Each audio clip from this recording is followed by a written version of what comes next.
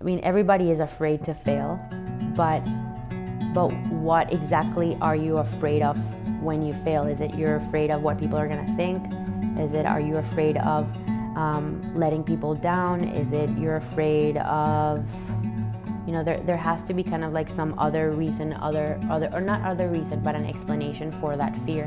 And until you realize what that is, then you can't really like get past it. When I was powerlifting, at the end of every meet, I would toss that medal in the trash. Like they didn't mean anything to me. Same thing as like the result of, or the end result of a boxing match also doesn't mean anything to me. It's more about like, what kind of competitor were you? You know, did you have a long career? Not caring if you get rejected. I'm most known for having a massive deadlift.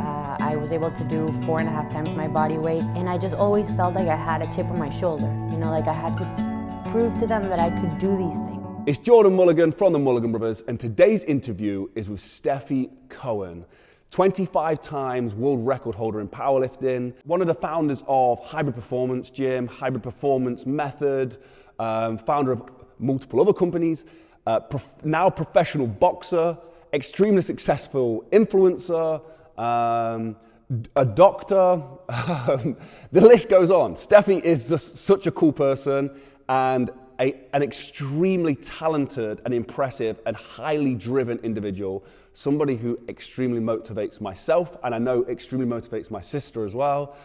So this interview was a very great experience for us to sit down and do this. So thank you so much to Stefi. Today's video is sponsored by Mulliganbrothers.com. As always, link is in the description where you can get the Mulligan Brothers merchandise, the Inspired Change t-shirts, all linked down below, which helps support this. And it is also sponsored by BetterHelp.com, where you can get professional online therapy, linked in the description. Go check that out. I fully recommend it. It's something that I have been doing for the last year. So thank you so much to BetterHelp for making this possible. Before that, let's jump into the interview with none other than Stefi Cohen. My name is Stefi Cohen. I am a doctor in physical therapy. I have 25 world records in powerlifting. I'm most known for having a massive deadlift. I was able to do 4.5 times my body weight at a body weight of 119, so deadlifted about 550. That's what I'm most known for. I'm also a business owner. I started Hybrid Performance Method about 7 years ago. Went from being a small company of 2 to being now we're kind of like in the software as a service business, and we're a team of over 50 people. So that's something I'm really proud of. And as of recent, I just became a professional boxer. So a lot, that's what I was hoping for as well, like a long list. Okay, perfect. When I was getting into the gym, you remember the cage stuff? I can't remember, what's it called? The animal cage? Animal cage. Yes. That's what I first saw some of your list. That was so crazy.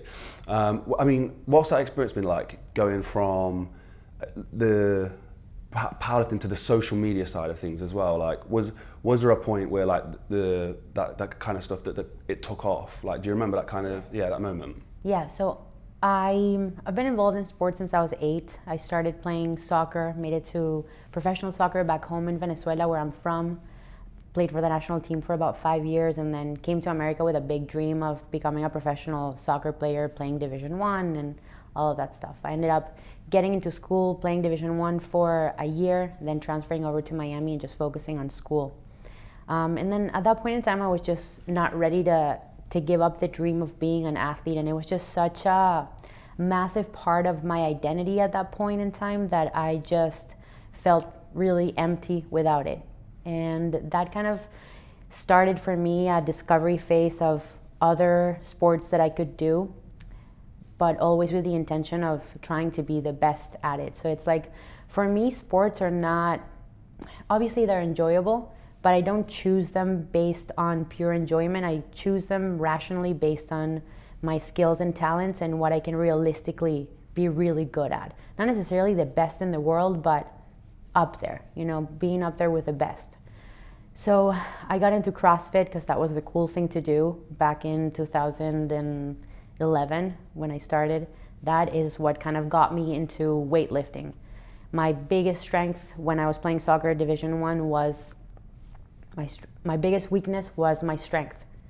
And so because I've never lifted before. You know, playing in the national soccer team back home in Venezuela isn't elegant or prestigious. We played inside of the military base in a dirt field. We didn't have a conditioning coach. We didn't have a strength and conditioning coach.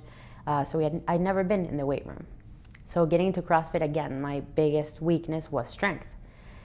So that's what got me wanting to pursue Olympic weightlifting, just for the purpose of being a better CrossFitter. Then I got into Olympic weightlifting. Did that for about 5 years, climbed all the way to top 3 nationally ranked. And then when I started my doctorate degree,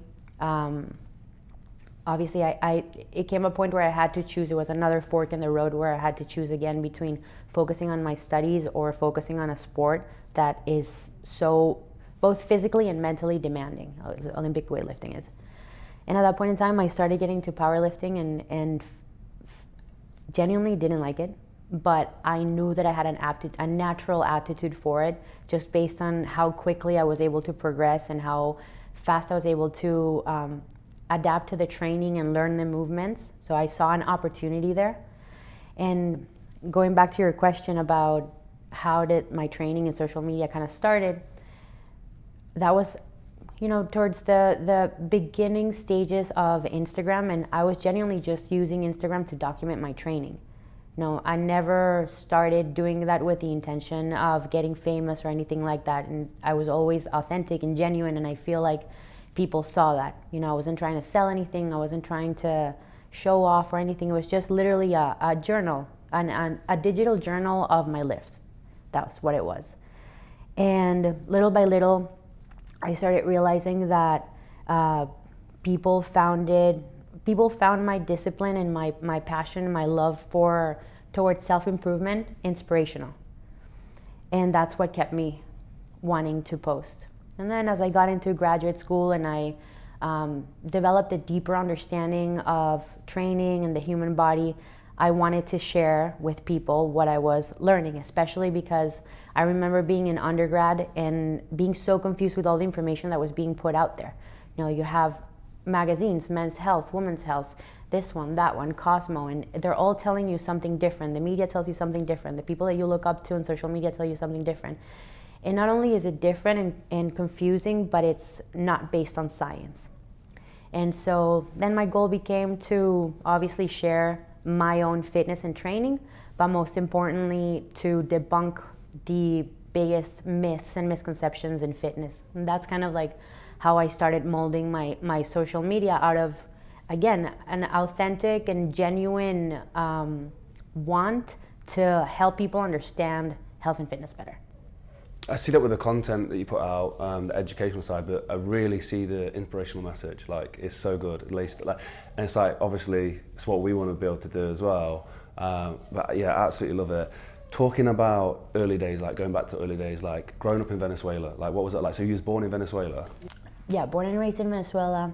I grew up during a turbulent time when we had one of the first dictators getting into power, which was Chavez, and that was really crazy in terms of just what it did to the people that lived there. So the socioeconomic, the social war between classes made the country really difficult to live in terms of safety. So I lived through, I remember, for example, when I lived in a building that had just the patio, you could see the street. It was just like a really small wall that divided the patio or the park area from the street. Then every year they would build on top of it just because of safety, right? So it started with a wall like this. They made it a 20-foot wall. Then they put barbed wire. Then they put electrical fence. Then they put cameras. Then they put security guard. Then they bulletproof the security guard's office. Like, it was, every year was getting progressively worse and worse and worse in terms of just how dangerous it was to live there, all the way to Caracas becoming the 4th most dangerous city in the world. You know, there was just the amount of crime and kidnappings was crazy. So it's crazy because growing up there, I didn't realize how limited my freedom was. in terms of just the things that normal teenagers are supposed to be doing.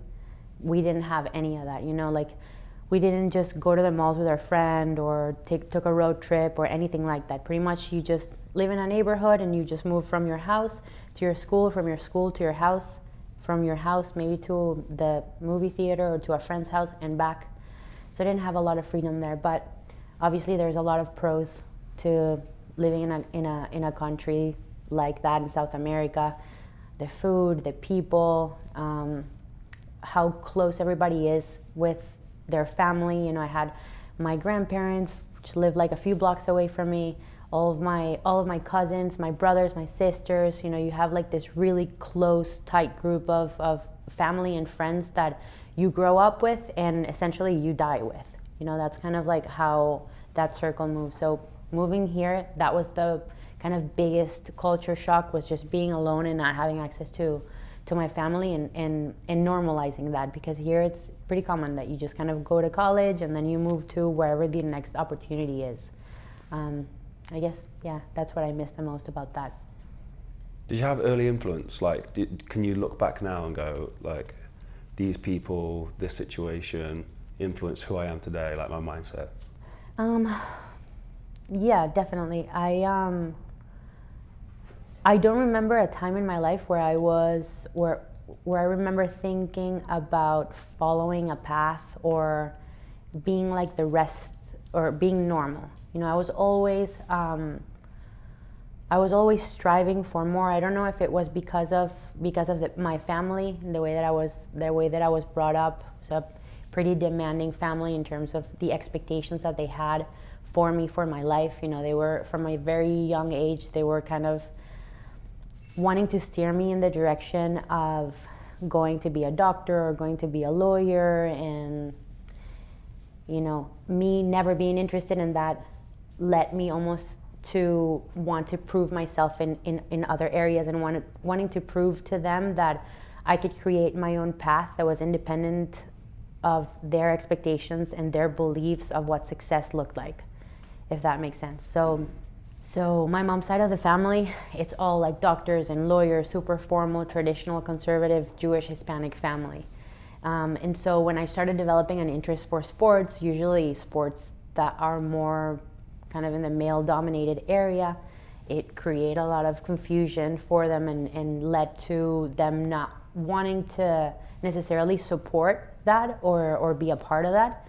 And I just always felt like I had a chip on my shoulder, like I had to prove to them that I could do these things, that I didn't have to follow the crowd, that I didn't have to, go study communications and get married with an older guy that makes a ton of money. Like, none of that interests me. I wanted to be independent. I wanted to make a name for myself. And genuinely, like, I really enjoy the challenge. I realized from a young age that the moments where I felt the happiest were the moments where I was suffering the most.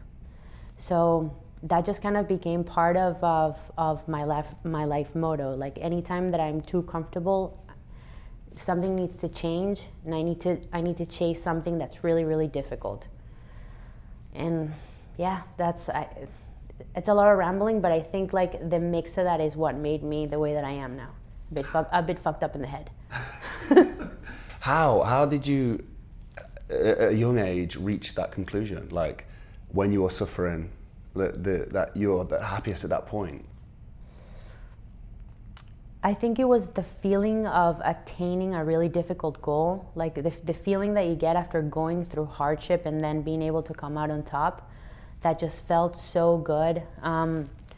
I remember, like, one of my biggest struggles growing up was with my anxiety and panic attacks, and figuring out a way to continue playing soccer at the highest level, dealing with that. So there would be trips, to the inside of the country, and I would have to figure out a way, and I didn't know what was going on with me, right? So I'd have to figure out a way to gain control over my mind and still go and perform.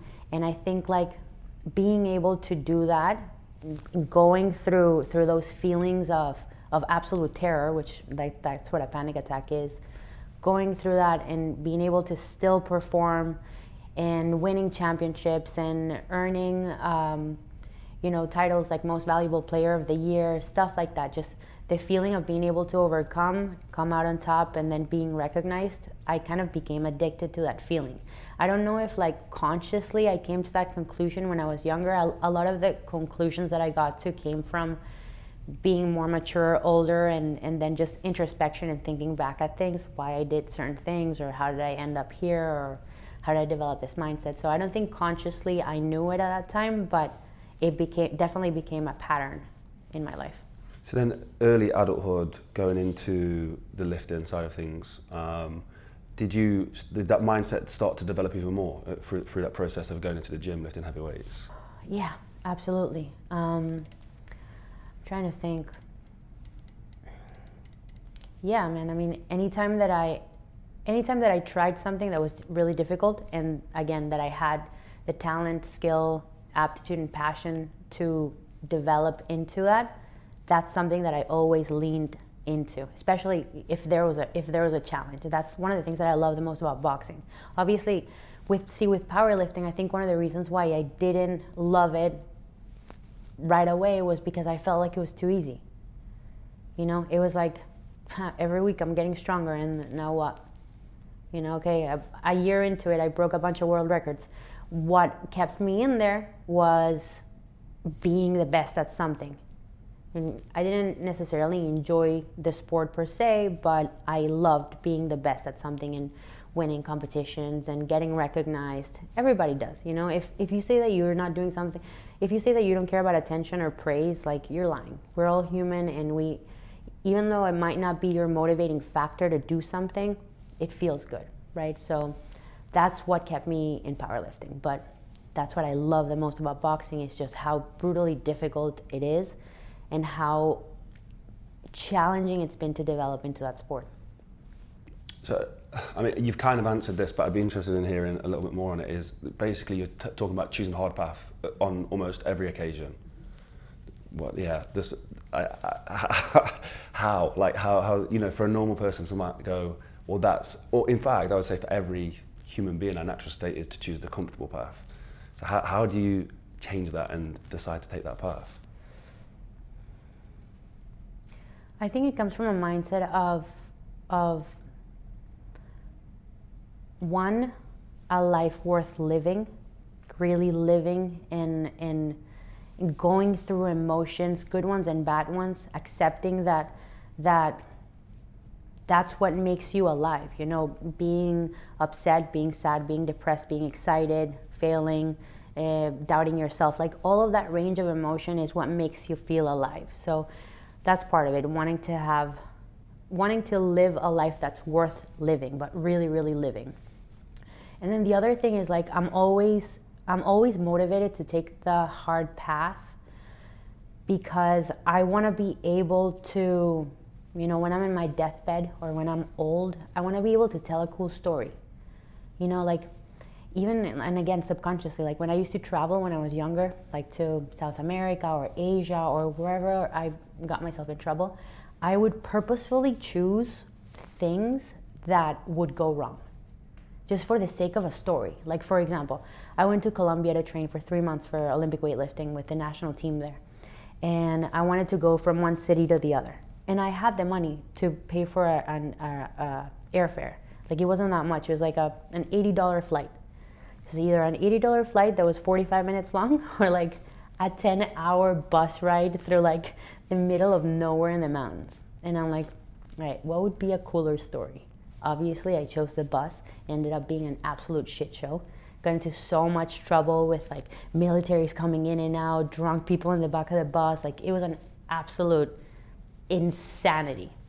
But that's so cool. Then it gave me a story, right? So I think it was little experiences like that that made me really appreciate just putting yourself in difficult situations and then being able to have a much more robust, fulfilling, and interesting story to tell when you're older. So it's like, consider myself pretty calculated in that way. Every decision that I make is, I'm writing my story, and I'm very aware of that. I'm very aware of of how one decision is going to impact my life and where that might take me, what kind of doors that might open, what other opportunities are going to come from that, what other challenges might come from that, what's the chance of me overcoming and then creating something even more impressive, you know. So I feel like I just want to have a story that's interesting to tell. So talking about a story then, so early days when you were starting the business, like really difficult time for any business owners, those first few years. Do you remember, like, could you paint a picture what that was like? Yeah, so we started hybrid during my first year of grad school. So I had been in school for a year. I thought that's what I wanted to do when I graduate. I really enjoyed reading literature and writing. So a big part of my role within hybrid, especially at the beginning, was writing blog posts and articles and coming up with content in a creative way to post it and get more eyes into the company. So that's kind of like what I was focused on. I remember when Hayden first came to me with the idea of selling online workout programs that were centered around the training philosophies that we had at that time, which was combining Olympic weightlifting, powerlifting, and bodybuilding. When he came up with that idea, I was like, man, like, I'll support whatever you want to do. I'll help you however I can, but I can't see this thing making a ton of money. Like, maybe we can make a few $1,000s a month, but I can't see this being like a long-term thing. But he did, right? And I trusted him. He's a smart guy and he was excited about it, so I supported him. And hybrid's growth was so fast and so exponential that it didn't take me long to get behind, like really get behind and focus on it. It was a matter of like maybe 2 or 3 months where hybrid already became extremely profitable, you know. And it wasn't because, oh, we're selling like this revolutionary training style. It was just right place, right time, right people, you know. Like, we were two faces that were perfect to promote this. We were doing the sport. We entered social media at a time where the algorithm was extremely friendly, you know, and generous. And yeah, it took off. So remember, so a year into grad school, started hybrid, a few months go by, I'm already making more money than all of my professors combined, but I still have 2 more years of grad school. And I go into my first clinical rotation and I absolutely hate the job. I'm like, holy fuck, what do you do? You know, I still have 2 more years of school. I've already committed. I hate leaving things in the middle. You know, I have this gig that apparently can be a thing. What do I do? And so I chose the challenge. The challenge was to finish school. Super competitive program, 6% acceptance rate. Like, the graduation rate is also super low. The classes are so difficult. There's a policy that anything less than a 75 on any test gets you kicked out. Like, it was really challenging and I loved it. Like, I remember like crying at night, midnight, being like, oh, fuck, this sucks, but it's gonna be so good. It's gonna be so good when I graduate. I'm gonna be so proud of myself of like just everything that I had to go through, juggling business, lifting professionally and competing like every few weeks and traveling for exposure, meeting people, networking, and still, you know, being able to graduate. So that was my life around that time. It was pretty hectic. It was insane. Like, I was just trying to do it all and oftentimes failing miserably at everything. What did a tough day look like in that time period? So I would wake up I would set my alarm for 5 a.m. I would pop an Adderall, 20 milligrams of Adderall. I had a prescription, it wasn't illegal. Pop 20 milligrams of Adderall, which would naturally wake me up at 6 with a panic attack. And I'm like, worth it, I'm focused. So woke up at 6, chug a Red Bull, study for an hour, just review my classes. My classes usually started at 8. Study for an hour, shower, change, be late for class. I would come to school with my barbell in the back of my car because I was friends with, or I developed a good relationship with one of my professors from undergrad. It was a strength coach, and his gym for his coaching certification was in the same building as all my PT school classes. So I would get there around like 8 a.m., go to school, leave the first class like about a half an hour early with my barbell. Like, I would bring it to the classroom. Then bring the barbell upstairs to the gym, leave half an hour early, then be half an hour late for the next class. Stay there in school, leave, go to the library, study for a few hours, then go train. I'd be at the gym at like 8:30, and then I wouldn't leave until like 11 and do it all over again. Yeah, that was a tough day. And for how long? Like months, forever. Like that was kind of like most of my time in grad school. And then obviously like I would travel we didn't have class on Friday, so every other week I'd travel just to network, just to get my name out there. Like we would go to like the biggest gyms in America. I remember going to Super Training, Mark Bell's, before anything, and we just went there, and I was like, Mark, I'm a big fan of yours. I just started lifting. I was wondering if you could give me a few pointers. Maybe you could teach me how to bench. That was one of the first times that I went to Mark, and now we're really good friends. But yeah, that's what I would do. I just tried to, and that's another kind of mentality or mantra or way to live my life, is be impossible to ignore. Just be in everyone's face. Just be impossible to ignore. Be really good so that people can't ignore you. It's impossible. And then just be up on everybody's face. Just like, if you don't ask, you don't get. So just be there, I love that, be impossible to ignore. That is fantastic. If you were to explain to somebody, I know it's happened over years for you, but like, how do you develop like a tenacity to be able to go, I'm just going to hit, like, I'm a powerlifter, I'm going to hit a gym and get my face out there, like I'm just going to do that? I think it's a big part is removing your ego, not caring if you get rejected, or if you don't get heard, or if you're not taken into account, or you're not taken seriously, not taking that personal, and just really the understanding of that if you don't ask, you don't get. So, and being okay with not getting at certain times.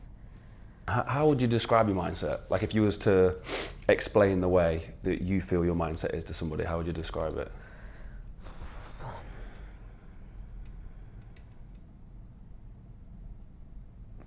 I think that I'm just a master of the mundane. Like I don't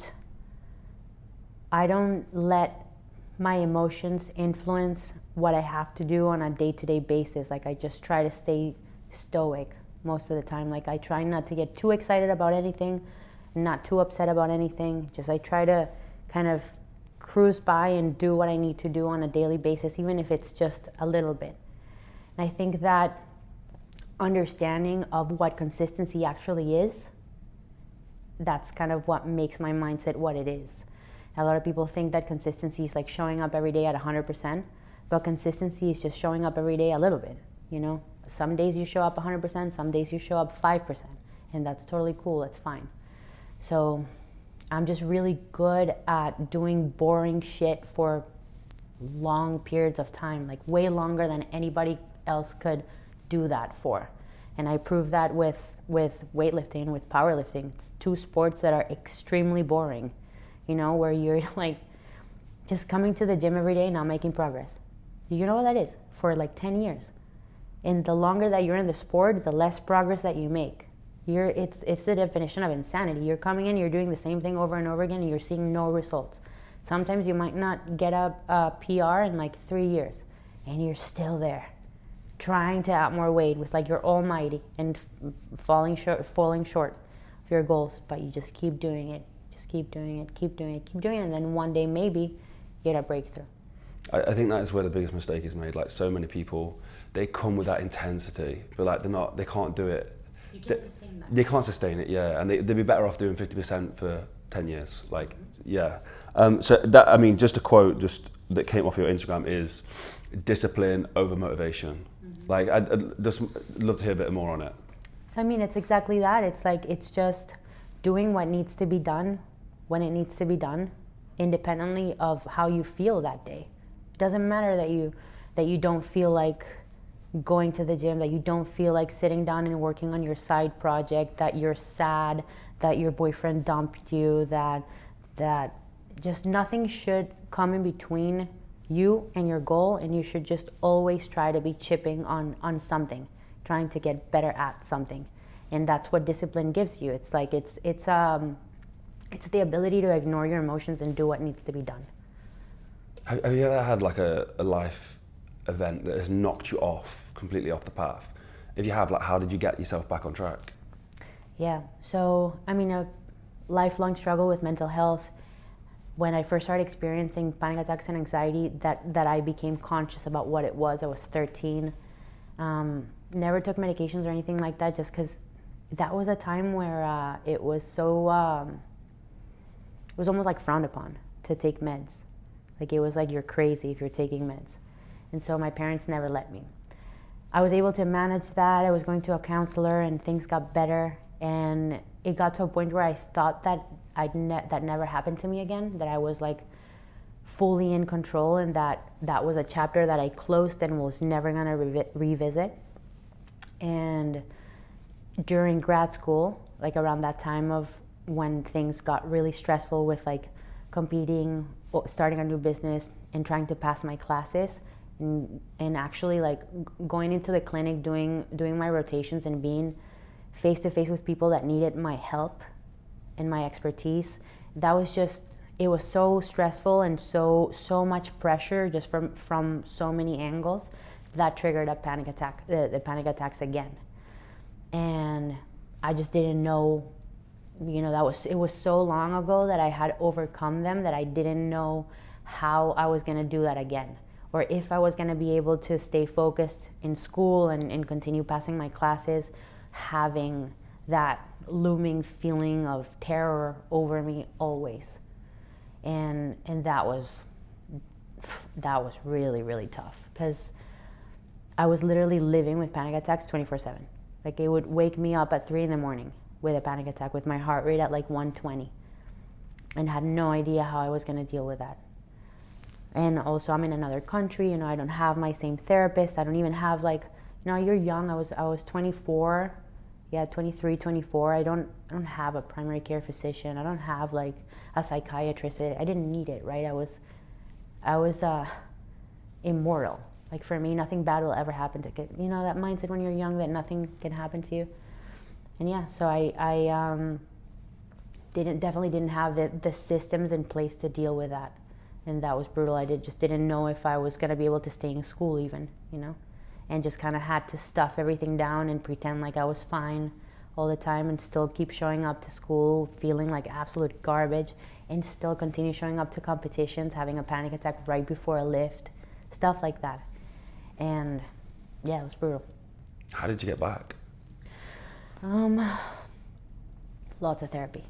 I think for me, what helped me the most was understanding the science behind panic attacks and anxiety. Because it's when you're getting panic attacks that are triggered during your sleep, like, that's not something that you need a psychologist to talk about your childhood. Like, nothing conscious is happening, or there's no thought process that is serving as a trigger. It's purely biochemical at that point. So understanding what exactly is happening in my body when I'm gonna get a panic attack. What's leading to an increase in heart rate? Okay, there's an accumulation of CO2 in your blood. Accumulation of CO2 in your blood triggers your amygdala. Your amygdala triggers a fight or flight. And like, just being able to think about it rationally made me stop being afraid of it. But it was only through leaning into it and wanting to feel it and wanting to learn more and wanting to understand it that I was able to get past it. Because what happens to most people when they're having anxiety panic attacks is that they become fearful of the environment and the situations that triggers the panic attack. So it's like, if you get a panic attack at the movie theater, most people would stop going to the movie theater. I would purposefully continue doing whatever was triggering it. Imagine like how hard that was. Classes, just going to school was a trigger for me, and I had just kept going. Never skipped a single class. In fact, if I had a panic attack in the morning, I would force myself to go to school, like even more. I would skip class when I felt good, not when I felt bad, So yeah, I mean, it's understanding that always the obstacle's the way. You always have to lean into your fears, lean into your weaknesses, lean into the things that make you uncomfortable if you want to overcome them, if you want to get better. There's no other way. Most people just numb their minds, I'm just going to take Xanax and like pretend it's not there.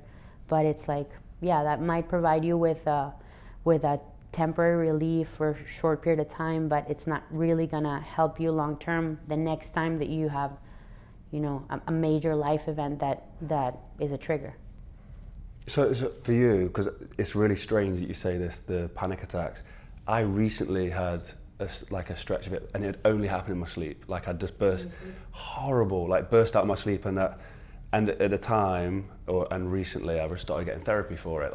And it's really helped loads. I haven't had it since, but what is causing that? Because I like there was loads of stressful things happening in my life, but obviously at that time of the night, I wasn't conscious of that at all. So the first thing to know is that I think that the statistic is 80 to 90% of people will experience a panic attack at some point in their life.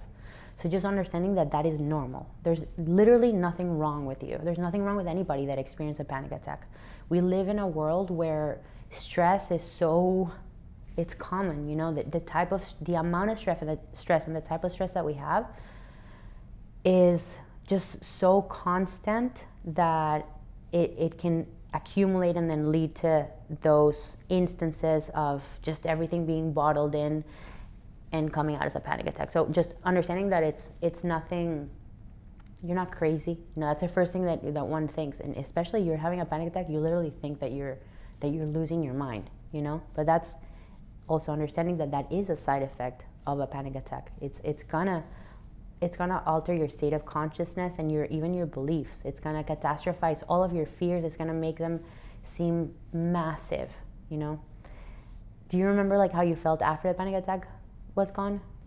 I can't. I remember. You can't? No, not at all. No. I had a lot of anxiety throughout that time period, throughout the days. I put it down to anxiety. I was like, oh no, it's just anxiety, high heart rate. Yeah. But it was a panic, I've been told it was a panic attack since, if you're bursting out of your sleep with it. But. Yeah. No, that could happen for many reasons, but one of the main ones is that accumulation of CO2. So it's an inability of the body to clear carbon dioxide from your blood. That usually is a catalyst. And so how do you accumulate that? What is it, the stress that's causing that, or is it not? It could be physiological, Maybe it's shallow breaths because you're stressed out. Taking shallow breaths accumulates CO2. If you're being stressed out all day, you're lack of sleep, lots of caffeine. Sound familiar? Yeah, exactly. Yeah, okay, wow. So, and I think a practical look at stuff, a look like that is such a good way to take everything in life, if you can. So doing the doctorate, has that helped, with that kind of stuff, having that kind of way of thinking? For sure. I mean, the best thing that came from getting that degree is that it taught me how to think critically. Taught me how to be a student forever. Taught me how to appraise evidence, how to, where should I go to learn about a topic? How can I know if that information is valid? How valid is it? How strong is the evidence? What do those things mean? So I just became really good at learning after that. I feel like I definitely smartened up and learned how and when to be skeptical of things that are thrown at me, information that's being thrown at me, and then how can I either debunk or validate that information. Something you said when you started social media is you were just being yourself. And I think throughout your content now, it's I think this is a fair assumption, tell me if I'm wrong, but unapologetically yourself. You are who you are, and you've done that in industries that females aren't supposed to be a part of. It's a thing it's changing now because of people like yourself, but with powerlifting, strength sport, boxing, business even. How strength coaching. Yes, yeah, all of this. So how did you do that? Get into an industry like that? But how important is it as well to be yourself, unapologetically, to even if the box that society is trying to put on that, breaking that mold, how important is it to stick to that? If you're enjoying this interview, please consider supporting our sponsors at betterhelp.com, where you can get online therapy from professionals with the link in the description. So 2 parts to that. I don't think anybody, including myself, is 100% fully unapologetically themselves. Anybody who is successful at social media or at building a personal brand has taken into account what people want to see from you. So I'm definitely not 100% authentic. Like I might be 80% authentic, and the other 20% is what I know people want from me, how I think or know that people want me to behave, how people want me to dress, what people want me to say. Like I pay really close attention to that in terms of like not only what other people are doing, what other people follow and deem good in society, but also the feedback that I receive from the app. It's just such an amazing app. You know, you post something, it either gets a ton of exposure and likes and shares and comments from people encouraging you to keep doing that, or it doesn't. I mean, you'd have to be dumb to not understand what is working and what isn't, right? So there's definitely a piece of non-authenticity to anybody who builds a personal brand. You know, you try to stay true to yourself as much as possible, but there's definitely things that you're almost like gonna have to do to continue growing. And we can touch on that, like me entering more or exploring more my sexuality and trying to use that to my advantage. I'm writing a book about that, so we can definitely talk about that. And then as far as entering a male-dominated industry, even as a strength coach or in business, you know, what's interesting is that I never felt that my gender was a hindrance in any way. Like growing up, I used to play soccer with the boys. Like I used to do my practice with my team, my high school team, and then I would stay and I would play with the boys. I was in an all boys league. I was like that girl that had mainly guy friends. Like I always felt like I was a part of it, never felt like they looked at me differently for being a girl. You know, I never felt like there was anything that I couldn't do because I was a girl. I always ignored societal standards, always. You know, I remember like the first time that I moved in, that I moved by myself, like I was never that girl that would invite people over and then have like, oh, I put the table with like my expensive silverware. Like I just never adhered to societal ways of behaving or gender norms, really. So I never felt like it was something that I was gonna have to deal with. But growing up and I guess like getting deeper into these industries, and then when there's money on the line and there's competition, then I definitely started feeling it, you know. My first experience with that was trying to get into coaching and feeling extremely qualified, more than most people, in terms not only the knowledge that I have about the human body and performance, also my experience, like what I've been able to do, and just the fact that people are choosing other coaches just because they're buff big guys. Like that felt almost like that was disrespectful. Like I felt personally offended, you know, when people would choose a guy that's not qualified at all over me because I'm a 120 pound girl. So I felt that there. And then obviously there's a ton of challenges in business, being a woman business owner and trying to get people to do what you want them to do, your employees to do what you want them or you need them to do, and not being perceived as bitchy. It happens to me a lot too. It's like when you're a woman and you're assertive, you're a bitch. When you're a guy and you're assertive, you're a boss. It's just the way that it is. Like I've gotten into so many problems with employees and contractors because what I say gets completely taken out of context or misinterpreted.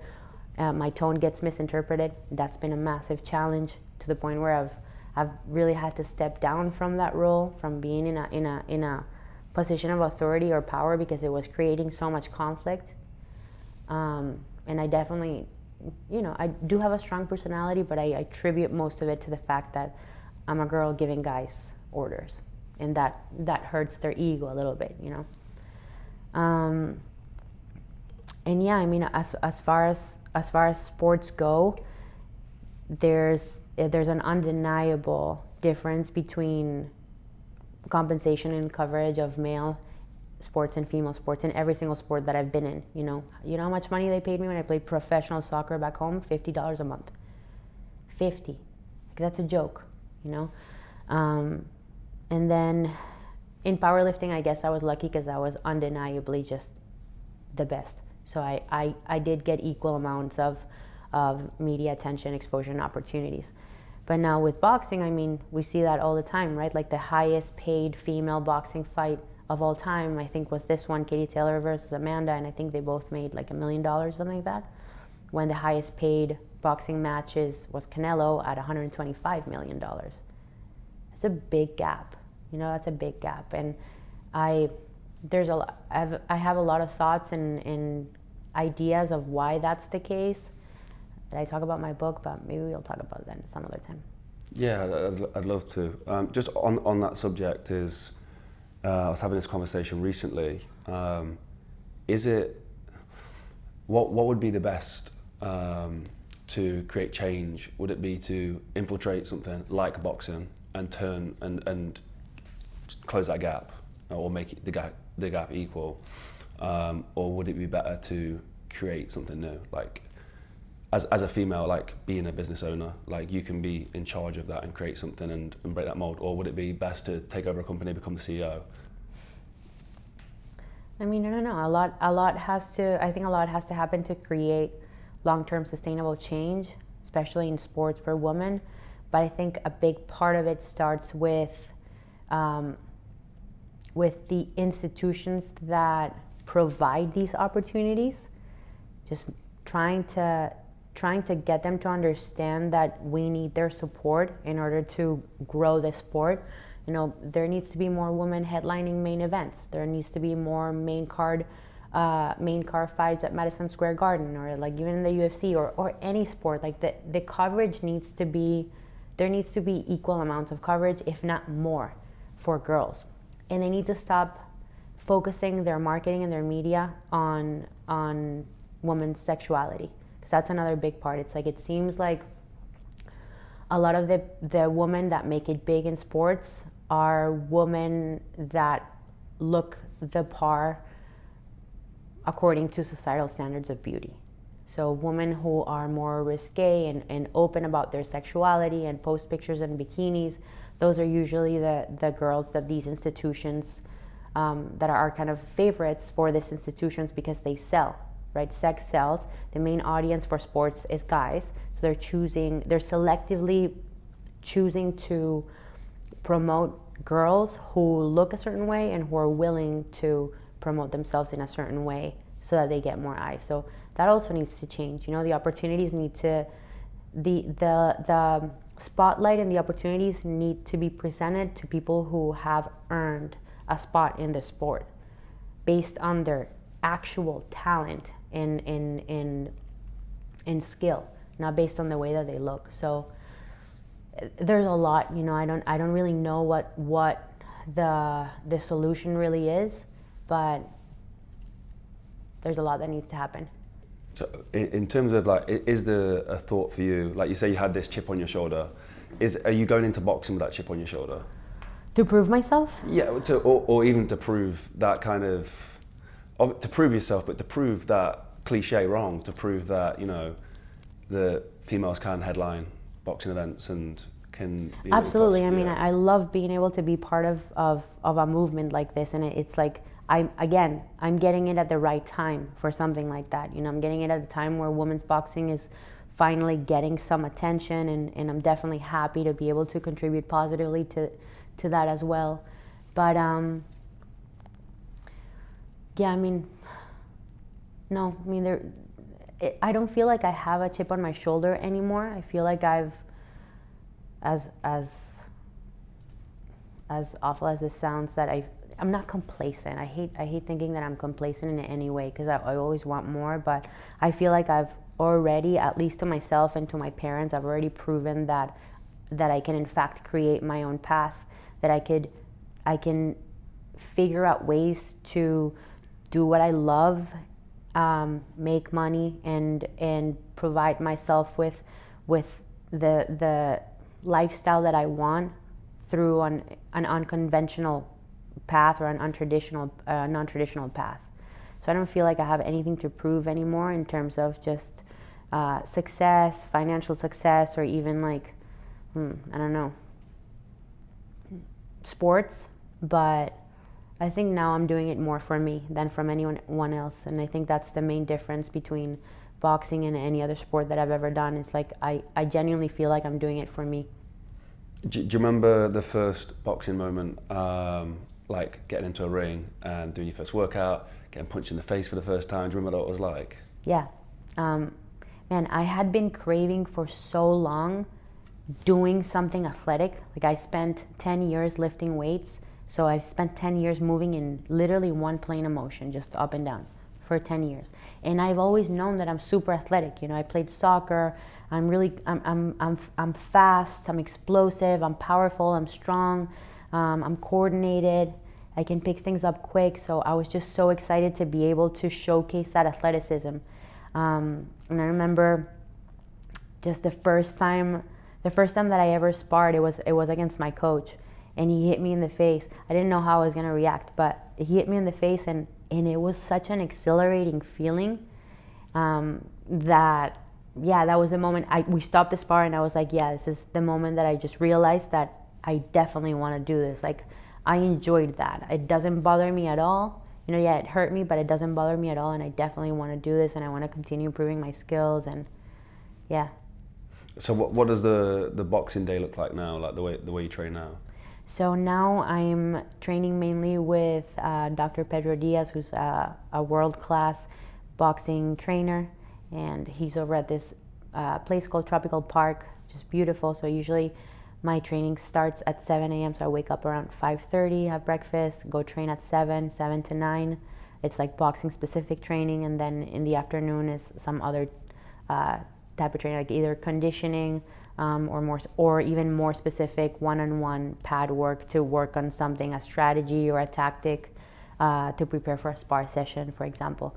So usually 2 sessions a day, mornings at 7 a.m. and then afternoons either at like 1 or 2 if it's another boxing session, or later if it's sparring. Do you remember your first experience stepping into the ring for your first pro fight and like having people watch it? Like, what was that whole ordeal like? Yeah, so what's interesting is that obviously I'm coming from being the strongest woman in the world, pound for pound, and I have this like false sense of confidence and ability just because I have this strength. So it's like if in the opposite end of the ring there's this girl that I know lifts not even half of what I lift. So I always kind of stepped into the ring feeling invincible, which is cool. It's unrealistic because obviously, I mean, I'm very far behind in terms of just ring IQ and obviously skill and so many other things. But I've always felt like I have had this like supreme confidence entering the ring. So the first opponent that I had, the first time I stepped into the ring for an actual fight, I wasn't scared at all. She was like this short, little chubby girl, super sweet. So it wasn't intimidating at all. The second fight that I had was against this girl that had 10 years of Muay Thai experience. She was undefeated in boxing. I was fighting in the Thor versus Eddie Hall card that got switched for Thor versus Dev Larat. But still, like, there was a lot of pressure. And I definitely felt it there. And I think it was after the second round after the first round, none of the strategy or the plan that I came in with worked. Like what I had in mind that I was gonna do wasn't whatsoever. Like I was getting hit a lot. She was super fast, super powerful.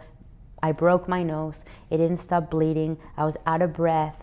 It was literally changed the way that I saw this girl. She was maybe a couple inches taller than me, but thinking back at that, she looked like a giant. Like it was so overwhelming and such a massive challenge that she looked massive. And I remember sitting down after the second round, going into the third one, and thinking to myself, what the fuck am I doing? Like, this is insane. Why am I doing this? Like, I want to quit right now. I don't want to be here. My nose hurts, my face hurts, my face is super sore, my fucking hand is sore. This sucks. I don't want to do this. Came into the third round, did what I could, came back. They almost stopped the fight because of how much my nose was bleeding, it was sore. Anyway, the fight was a draw. Finished the fight, and I remember coming out of the ring thinking that was the last time that I'll ever step in. Like, nah, this is crazy. I don't need to be doing this. You know, I'm not doing this for money. I'm not doing this for fame. Like, I'm just doing this and I just got beat the fuck up. Nah, I'm not doing this again. Legit. Almost threw my gloves in the trash. And that was the exact reason why I kept doing it. Because I was so uncomfortable and it was such a horrible experience. I'm not gonna quit because of that. You know, I never have. I've never stopped doing something because it's uncomfortable. The opposite, right? I always lean into situations that are uncomfortable. Third fight? And the third fight was a better matchup. Was a girl that was more, you know, on my level in terms of skill. She had like close to 30 fights though, so she had a ton of experience, but she wasn't as fast or as powerful, and I felt very in control of the fight. And I think also I was able to enjoy the fight a lot more because I wasn't as nervous. I already knew what to expect, and I had already been in a place that's really uncomfortable. So I felt more comfortable knowing that if I'm in that situation again, I'll know how to react better. You know, I know how to take myself out of that negative mindset of, I want to quit, this hurts. You know, I had already been there, so I wasn't afraid of being there anymore. So I could just be in more of a flow state, automatic, and just enjoy the fight much more. And now I'm super excited for the next one. I can't wait. So yeah, are you, how long far out are you? Like, what are you doing? 10 weeks. Okay. So is this for someone who didn't know the boxing world, like are you deep in camp right now, or? Just started camp. What does that journey look like? Starting camp? Mm-hmm. It's like military school. Like, it really does feel that way. You almost feel like a racehorse. Like you're owned by somebody else. Like once you signed for a fight and your trainer is on board, you're at their mercy. Like, it's like anything that he says that you need to do, you have to do, right? Because he is responsible for what happens in that ring, and you just have to do whatever he says. It's like I hate to say like a life or death, because hopefully nobody would die in a ring, but in the end of the day, you are getting into a ring to fight another human being who's going to try to take your head off. It's a serious sport. Like, this is not just I'm going to go play soccer on a field and, like, if I get tired, I just run a little bit slower. Like, if you get tired here, you're fucked. So it gets intense and serious really fast. The sessions are extremely physically demanding. You know, we do things from like 6 a.m. training on the beach, on the sand, until you're puking, like on your knees, to like doing hill sprints that absolutely suck. You know, at noon, in the middle of the heat here, 110 degrees. You know, you do boxing trainings is not a joke. And dude, I can't even imagine what preparing for a world title would be like, because these are small fights, and and he still puts me through hell. Like, the intensity of training is crazy. So I can't even imagine. I know that, like, I've watched videos of him coaching Miguel Cotto and Rigo and other big time fighters, like behind the scenes stuff, and it's crazy. Like, he'd be like waking them up at 4:30 with like a massive jar of like egg whites and oats, you know, and then he's taking them to like altitude to train with like a mask on, or like just crazy stuff. Like the training that you have to do for boxing is unlike anything that I've ever been through. What's your goal, your ambition with boxing? I want to be part of the conversation. You know, I obviously my competitive spirit will never allow me to not be interested in winning a world title or a belt. But more than anything, especially because there's so many belts and so many world titles, like that's not, earning a medal or a belt has never been something that interests me. In fact, fun fact, when I was powerlifting, at the end of every meet, I would toss that medal in the trash. And Hayden, my ex, kept picking all of them up, and like at the end of my powerlifting career, he gave me a box with all of them. And I was happy that I had them. But really, like, they didn't mean anything to me. Same thing as like the result of, or the end result of a boxing match also doesn't mean anything to me. It's more about like what kind of competitor were you? You know, did you have a long career? Were you able to overcome really difficult opponents? Like, were you part of the conversation for like the top 5 fighters? You know, did you show up to your fights? Did you show heart? Were you inspiring to watch? Were you interesting to watch? Do you have a style that's unique? Like, all of those are things that's kind of like what I focus on. I just want to develop into being a really interesting fighter to watch and pay attention to. Could you paint a picture for the first time you threw a medal away? Like, that's so interesting to me. Like, yeah. Yeah. It was at this meet called ROM, Raw Unity Meet. It was 2016. So it was my first big meet. I started powerlifting in 2014 or 2015. I started powerlifting. And it was my first kind of big meet. And I went there and I came short to the goal that I had for how much I wanted to lift or what my projected lift should have been. I think I came second next to a girl, like a veteran, like the best 123 pounder in the world at that time. So I did really well, especially given the pressure and the meet and everything. But to me, it was like I just had this expectation of what I wanted to do in the meet, and then I didn't do it, so nothing meant anything, you know? I wasn't proud of myself. It was just like another meet. It was just a stepping stone to whatever was next. So I just came out of the meet, like they gave me my medal, I didn't even put it on. And it literally, as I'm walking out of the venue, I just went, continued walking. He's like, are you fucking crazy? What are you doing? I'm like, the medal doesn't mean anything to me. Whereas like there's some people that get so stoked about that, and I just find it silly. Really, people that I don't know, get first place in a rinky-dink meet or whatever, and they get so stoked. Like, it's fine, you can be proud of yourself, but I guess we just have different mentalities. It wouldn't be right for me to judge them. But yeah, to me, it just didn't mean anything. Relying on yourself and being self-sufficient. I think you made a post about it, like the idea that no matter what, even though you have I'm guessing you have such a great team, but you can rely on yourself and be self-sufficient. I've always had the mindset of trying to acquire as many skills as possible so you can be as competent as possible and you could solve problems on your own, of course. And ultimately, I mean, you are really just an army of one. Like, nobody's coming to save you in the end of the day, so you should just be able to fend for yourself no matter what, business or sports or just life in general. But I can't remember the context of that post, but I don't know if I even alluded to it, but you mentioned like having a team. It's helpful and it's necessary, obviously, for continuous growth, to have people around you that are as good or even better than you at what you're trying to do so that you can continue growing. But yeah, I don't really remember like the context of that post. Yeah, and also like I think you've reached really good heights right now. Like you're really successful. And there's that quote, the wolf on the hill, the wolf climbing the hill, or is hungrier than the wolf at the top of the hill, or something along those lines. Are you still hungry? Like, is that fire still there, or?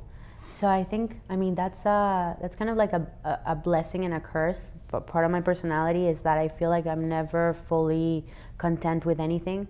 That used to create a lot of tension in my relationship. Like Hayden always used to tell me, like, oh, you'll never be happy because it's never enough for you. It's never enough weight on the bar. It's never enough money. It's never enough medals. It's never enough recognition. Like, you always are thinking about the next thing and the next thing and the next thing and the next thing. So I feel like that hunger for me is always gonna be there. Always. Like, I cannot imagine being content with anything that I do. I would never genuinely feel proud of myself either. So that's part of kind of what always leads me to strive for bigger heights. Oh, okay. Oh yeah. Dealing with pain and failure. Like, how have you done? Like, obviously, physical pain there would have been a lot as an athlete. Failure as well, I'm guessing, happens quite a lot. But also in business, like the mental struggles, the pain of that, failures within business. Like, how have you dealt with that? Okay, so when I was at the peak, luckily now in boxing, I'm the most pain-free I've ever been in my life, so that's good for now. But when I was in the middle of powerlifting, I mean, I don't think you'll ever meet a lifter who's 100% pain-free at any point in time. It's just pain is part of your life now. It's just life is pain and pain is life at that point.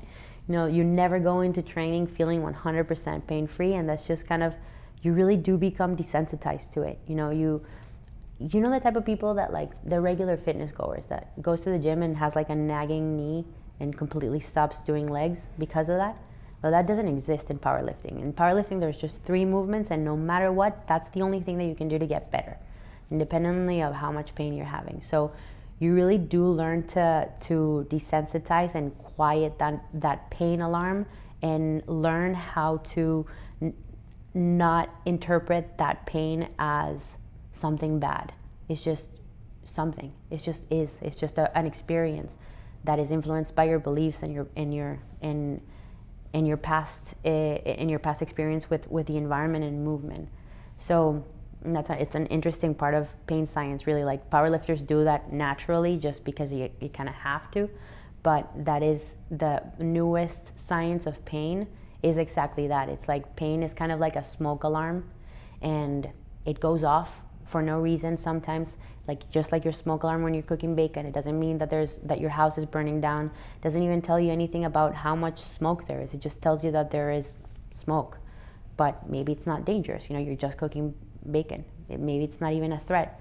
So just knowing that, learning that, and just understanding that pain is a part of life, and that it should never be something that sometimes obviously, yeah, you should stop sometimes, but most often than not, especially when it comes to training, it's just part of training.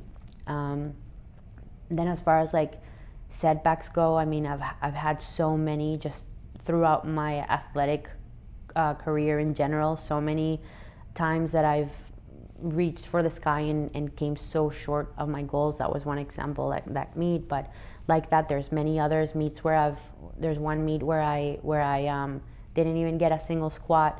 It was a big international meet, and I bummed out of the meet, being like one of the favorites, and then having to come back from that, having to do sports psychology and kind of build back my mental strength and my mindset coming into the next meet.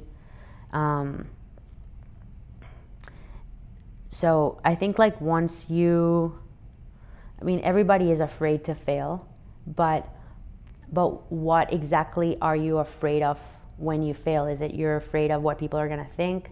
Are you afraid of letting people down? Is it you're afraid of, you know, there has to be kind of like some other reason, or not other reason, but an explanation for that fear. And until you realize what that is, then you can't really like get past it, if that makes sense. And then getting back from failing, or the hardest thing is the self-doubt that comes after that. Am I good enough? You know, do I really have what it takes to be able to overcome this obstacle? Is it even worth it for me to try? And I think anybody who performs at the highest level has some level of self-doubt. It's a question that I ask a lot of elite athletes that I meet, is how do you deal with self-doubt and failure? Because it's so difficult, right? Like, and there's not a straightforward answer. It's usually they just accept that that's going to be part of the journey, that you are going to doubt yourself, that you are going to fall short of your goals. But ultimately, you always have to come back to just that positive self-talk of just telling yourself that you are the best, that you are the best in the world, that you can overcome. Just all of these like affirmations, right? What I struggle with personally is like, because I'm a realist, sometimes that can be interpreted as being like a pessimist or being negative, you know? So I still struggle. I don't know what the answer is. It's like, what's the line between being realistic with what you can actually do and being optimistic about the future? So even like in boxing, I struggle with that every day.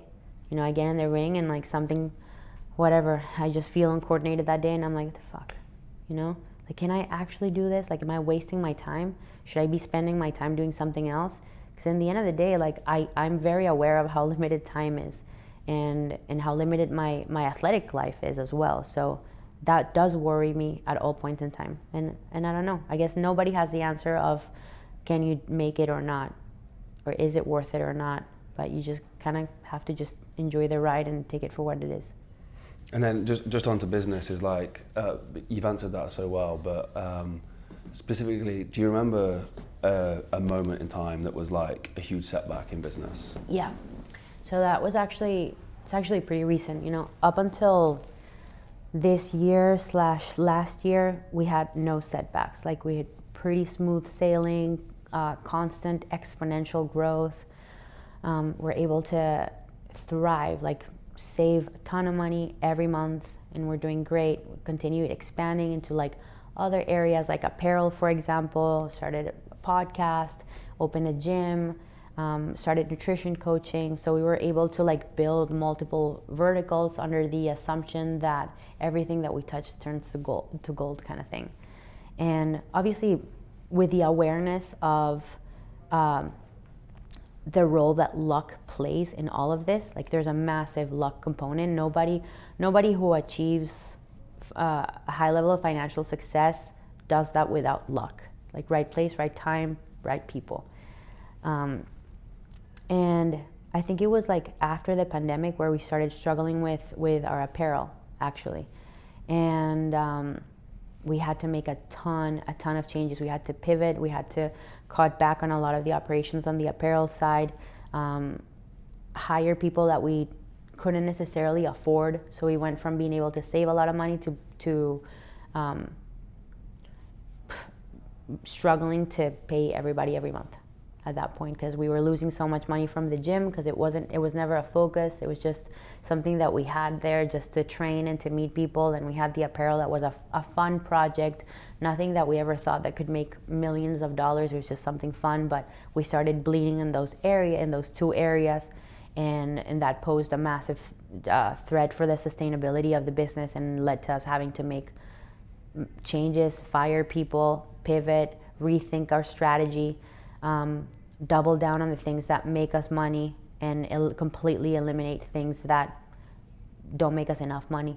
And that's kind of like where we are right now, where we've been really focusing on the technology aspect of our business, which is our software, our tech. So hiring really good software engineers and trying to double down on that, and thinking outside the box of which other ways we can continue growing and bringing eyes into our platform, especially with the changes of social media that are affecting everybody. You know, I have a lot of friends whose main source of or main marketing strategy is social media, and they're all being affected by it because the algorithms change so much. So, you know, it's definitely been stressful past couple of years with all of these changes, the pandemic, the algorithm, business ventures that we thought we could handle and we could grow that didn't. But, you know, it's good that we have a pretty solid team of, you know, our core team is 5 people, and they're all incredibly smart. So we've just been like that, and we've been trying to think critically and just solve the problems as best as we can to continue moving forward. So yeah, in terms of setbacks, this is the biggest one that the company's ever faced. Okay, so it's funny you say like a lot of the like affected by the algorithm stuff like that. It's like for our company, similar kind of setup, and I think our take has just been carry on going, double down, invest more. Is there a smarter piece of advice you've got? I think, and this is just like my theory right now, that going back to like, I can't remember what we were talking about when I said that that world has become extremely digitalized. Did we talk about that? No, I think I talked about that with someone else yesterday. Never mind. But I think that there is a human factor that's been lost, especially there's been 2 years where we've had minimal human interaction. Think about that. Like, I legit forgot that we could travel. I forgot that was an option. I forgot that if I wanted to meet you in the UK, I can fly there and meet you. I completely forgot. So I think the loss of human connection has also negatively impacted business, because like, if you're just a name on the screen, you're not it's not this, right? You're not creating putting really a face to a name. And I think part of one thing that could help potentially is these like in real life experiences, more traveling, more connecting with your audience. I don't know, I mean, for you guys it might be different because like you guys are into like film and entertainment, so it might be a bit different for you guys. But I always think like traveling, cross promotion, being able to do this, you know, with people from like all audiences. Like now I'm gonna have this video and I'm gonna blast it to my mailing list, and people that follow me now might follow you. So I think like the in real life stuff is a must, especially right now in these times where people have been just so isolated and so removed from one another in the world. You know, people like humans. People can't create a connection with a name on a screen. It's so wonderful to hear, because I think one of our biggest issues for the last 8 years has been, it's been like Mulliganbrothers. Like, it wasn't that people didn't realize we're actually brothers and sisters who did this. And then after the pandemic, that connection, like, people were just not invested at all.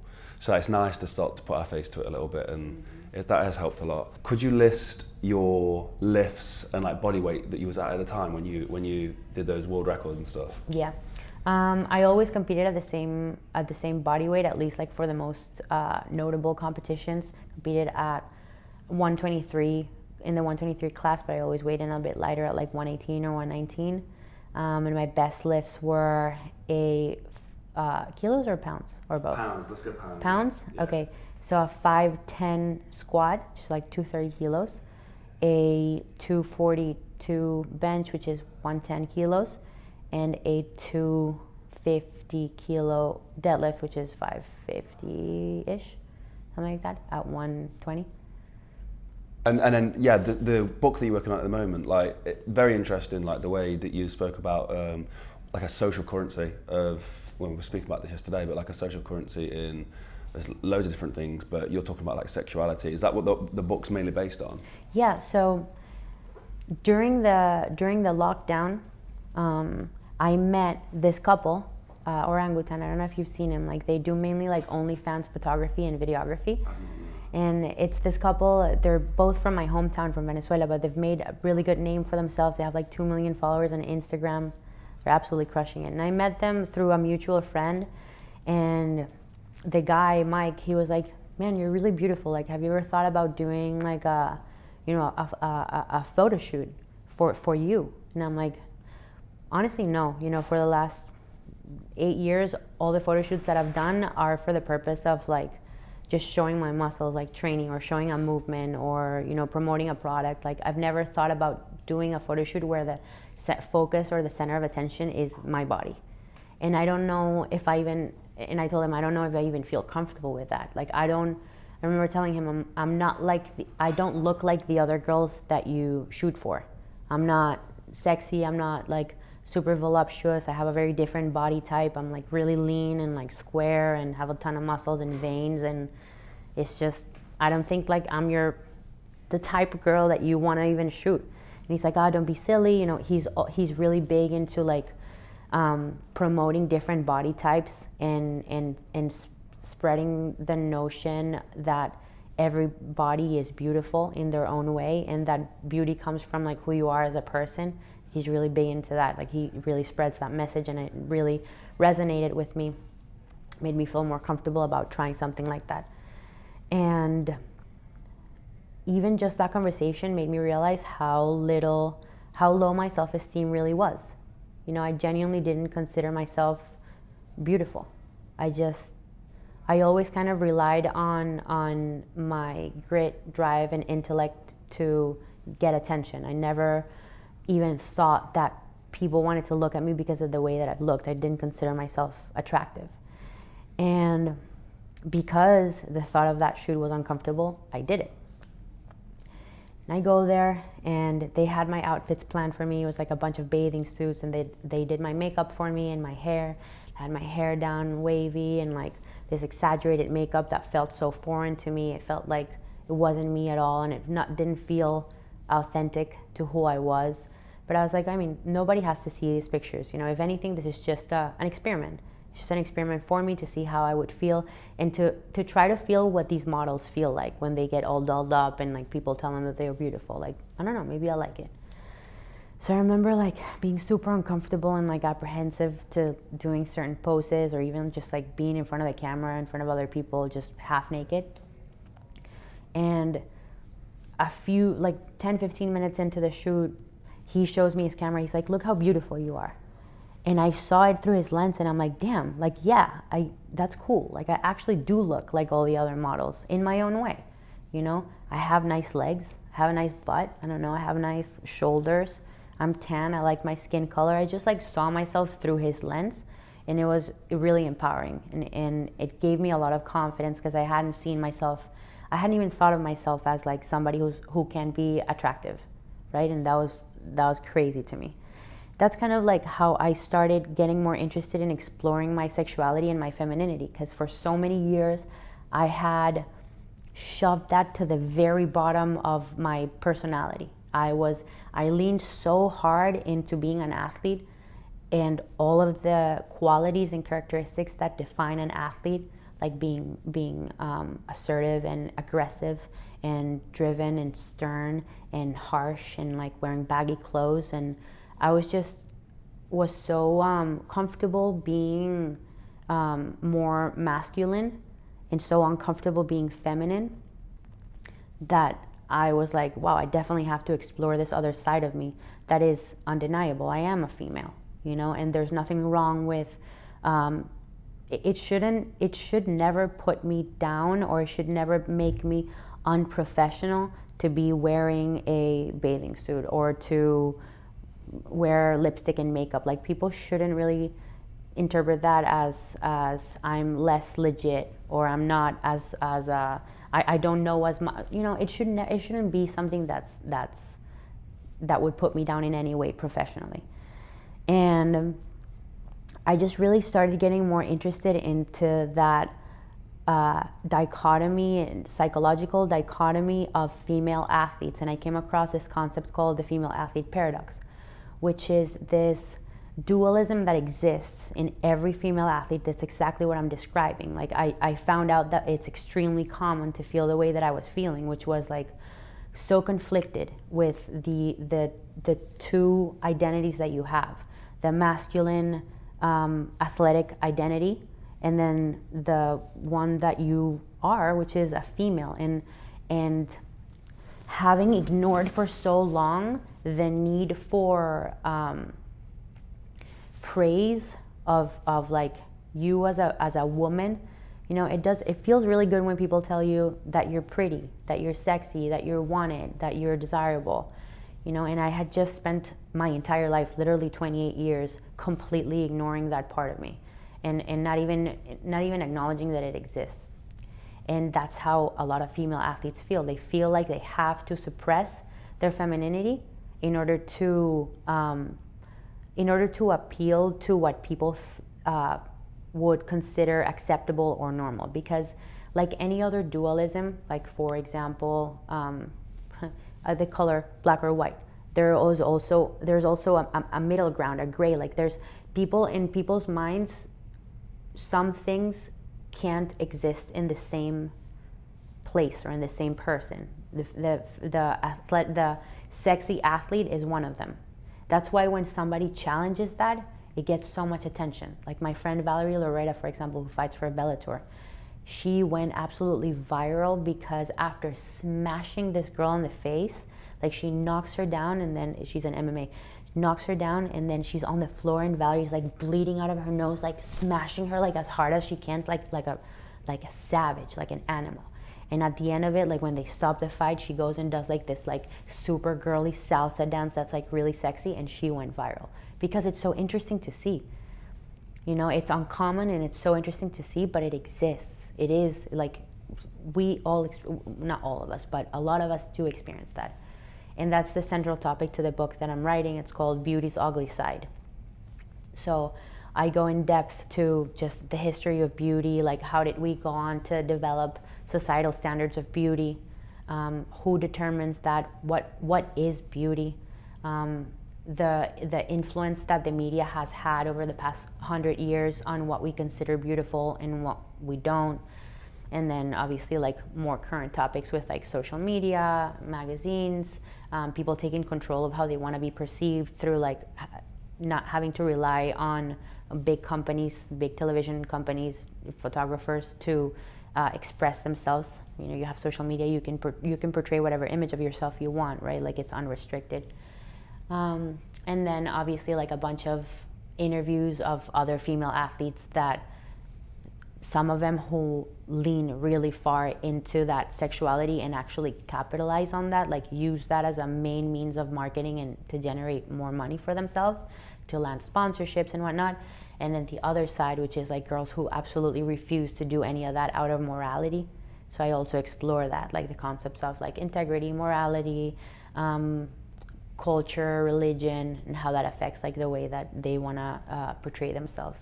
It's really complex, and I don't think that by the end of it I'll have an answer for any of this, but again, this just stems out of like my own genuine curiosity for something that I've experienced that I think that a lot of people struggle with. I think your timing on it is perfect again. It seems like a theme throughout your life, but yeah, it's because it is becoming like the grey area is so captivating. Like it is so captivating. We were at, myself and Niamh was at the Arnold Classic in Ohio, and this girl was there, Chloe Brennan, and she just looks like a normal girl, very pretty. She was competing in a strongman show, under 130s, was it? She's like, she's like 60, 65 kilos, and she lifts Dinnie stones up. She picked the Dinnie stones up, and just before her, like formidable athletes went before her who maybe more on the strongman side, like the typical strongman side. Beautiful women, but like the lot bigger framed as well. And she comes in. They both fail the lift. She comes in, and we were there the whole weekend. It was the biggest audience reaction throughout the whole time, and it was just incredible. So yeah, very interesting. It's interesting to see. It is, yeah, and it's that grey area is as well, and it should be able to exist as well. Absolutely, and yeah. I think, you know, realistically speaking, obviously, apart from the fact that I did things in a sport that had never been done before, I think part of the reason why I gained so much notoriety was because I'm interesting to look at. You know, as much as I hate that, and I hate to admit that, and I hate that people are looking at my pictures or my videos for the wrong reasons, it is definitely a factor. And again, going back to like our conversation about authenticity, in the way that you portray yourself, like there's things that I post that I don't want to post, but I post because I know that people want to see, you know. All like, I don't know, maybe I'll work out in like a really small crop top and like booty shorts. Do I want to do that? No. Like, this is how I like to dress. Like, this is how I feel comfortable, you know. But sometimes I post a video like this and it gets 10 likes, you know. So it's like, sometimes you gotta do what you gotta do, play the game. Last one on the social media. Do you know if there's something you really want to post, but you're like, I know this is going to get 10 likes? Do you post it? Do you resist posting? Yeah, I posted because I think now social media has become more about there's no logic to things that do well and don't. Like, there's certain things that you know for a fact are going to do well, like super clickbaity things that you're like, all right, this is a safe post. But then there's things that you post and like blow up for no reason, you know? So now I just don't hold back. I post whenever I have an idea, or whenever something comes to mind, or if I take a cute picture of my dog and me and my cat, whatever, I just post it. Just another post, whether it gets 10 likes, 100 or 10,000 or 100,000. It makes no difference to me. It doesn't make me feel any sort of way. Whereas like before, it was almost like tied to my my self-worth. It's like, oh shit, like I posted something and it got only 5,000 likes. Like I'm a failure. Nobody likes me. Whereas like now it's just like, I don't give a fuck. I'll just post whatever the fuck I want to post. Whatever I think looks good on my page, that's what I'm going to post. Cool. Right. Okay. So, where is the best place that people can find resources for you? Like, if you wanted to direct somebody who had not seen your content before, not had lessons from you or whatever, what was the piece that you'd show them first, and where can they find it? So most of longer format videos are all on YouTube at Stefi Cohen, and my shorter format videos are on Instagram at Stefi Cohen. And yeah, it'll all be linked down below. Yeah. Thank you so much for this. Thank you so much. Thank you so much to Stefi and her team and everyone involved in making this possible. Stefi actually gave us so much time of day that we created a mini documentary, which is linked down below and is on the Mulligan Brothers main channel. If you enjoyed the interview, comment, like, subscribe, tell me your favorite part of her story, which was so interesting. Stefi left me with a message of basically be unique, be yourself, be authentic, and I think the rest will follow, success will follow. You'll be happy as well, which is like so important. If you want to support Stefi and see what she gets up to on a day-to-day basis, go to her Instagram, link down below, and all the resources for Stefi stuff is linked down below. Go check that out. Today's video was made possible with our sponsors at betterhelp.com. If you use the link in the description, you can get online therapy from professionals, something that I have done once a week for the last year, and I wholeheartedly recommend. So thank you to BetterHelp. It is also sponsored by Mulliganbrothers.com, where you can buy the Mulligan Brothers merchandise and the Inspire Change t-shirts. So thank you so much to everybody who's been supporting us. If you want to see what I'm getting up to on a day-to-day basis and what my sister is getting up on a day-to-day basis, it's at Jordan Mulligan Brother and at Niamh Mulligan X on Instagram, link down below. We do a lot of gym work at the moment, and we share what we get up to within this company on a day-to-day basis. So go follow us. Is there anything else left to say, guys? What a great interview with Stefi. What an amazing person. What a cool person. Share this interview with people, please. Like, comment, subscribe. Go inspire some change yourself, whether it's through actions that you are doing or whether it is through sharing other people's messages. Whatever it is, help inspire somebody else today. Have a blessed and productive day, and I'll see you in the next one. Peace.